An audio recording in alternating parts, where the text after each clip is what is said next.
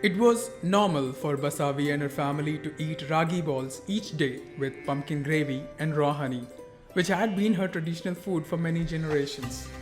One day she was suddenly called primitive, declared extremely poor, and given a special ration card.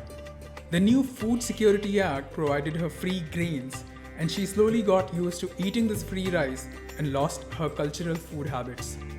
She now fondly recollects the old days of simple satisfaction and laments the fact that her cultural food habits were not considered while making policies for her.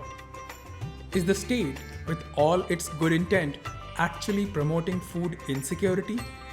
How do we enable people like Basavi to shake off their voice poverty and participate effectively in policy design?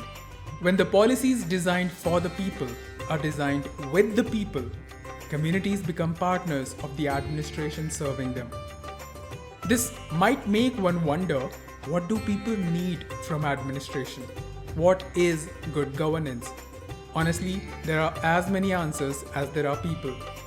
For an elderly tribal lady in Mysuru, it simply means getting her pension on time, instead of once in 4 to 6 months.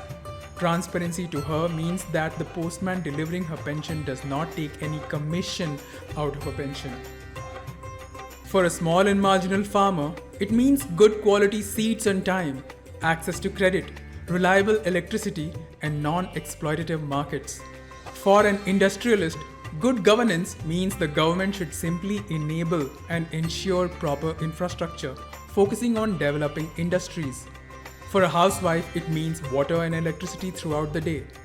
For a street vendor, it means not having to pay bribes to the beat policeman for standing and vending in the corner of a busy street. For a potted plant seller by the wayside in Mysuru, good governance means not having to pay the city corporation authorities and local politicians to trade his wares. For a temporary driver with the SRTC, good governance would be getting a permanent job without having to pay the customary bribe of nearly 5 lakh rupees. For many tribal students, who are the very first ones from their communities to have ventured into college, it means access to hostels without harassment and getting their scholarship on time, every time.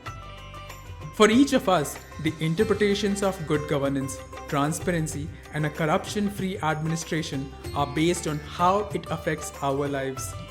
While infrastructure and regulation have their importance, most people simply need a government that is responsive, people-friendly, and committed to providing good governance.